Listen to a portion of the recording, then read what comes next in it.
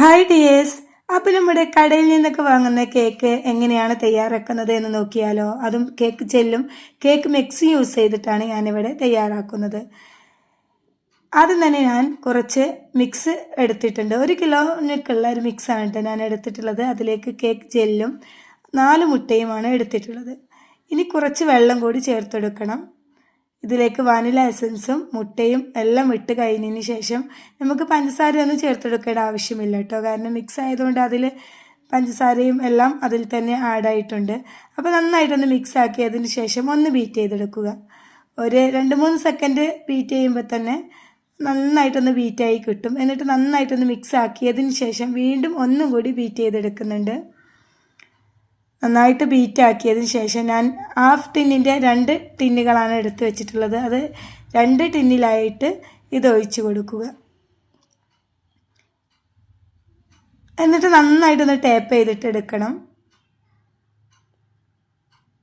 Air ബബിൾസൊക്കെ പോകാൻ വേണ്ടിയിട്ടാണ് നമ്മളിങ്ങനെ ചെയ്യുന്നത്. ഞാൻ പ്രീഹീറ്റ് ചെയ്ത് വെച്ച ഓവനിൽ 30 മിനിറ്റാണ് ഞാൻ വെച്ചിട്ടുള്ളത്.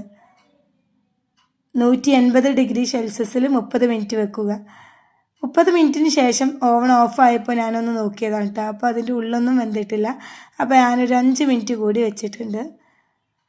അപ്പോൾ 5 മിനിറ്റ് ശേഷം നോക്കിയപ്പോൾ നന്നായിട്ട് ബേക്കായി കിട്ടിയിട്ടുണ്ട്. ഇത് നല്ല സോഫ്റ്റും നല്ല ടേസ്റ്റൊക്കെയാണ് ഈ കേക്ക്.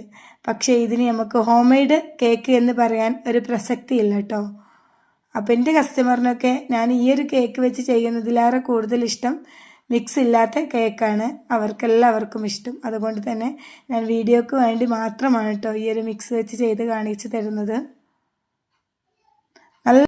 അപ്പോൾ ഇത് നല്ല സോഫ്റ്റ് ആയിട്ടുള്ള കേക്കാണ് കേട്ടോ. അപ്പോൾ ഇതിൻ്റെ ഫുൾ വീഡിയോ വേണ്ടവർ ഒന്ന് കമൻറ്റ് ചെയ്യുക. ഡീറ്റെയിൽ ആയിട്ട് തന്നെ പറഞ്ഞു തന്നിട്ടുള്ള വീഡിയോ നമുക്ക് ചെയ്യാം കേട്ടോ. അപ്പോൾ വീഡിയോ ഇഷ്ടമായ ഒന്ന് ഫോളോ ചെയ്യാൻ മറക്കരുത്. കൂടെ കൂടാനും മറക്കരുത് കേട്ടോ. Thank you for watching my video.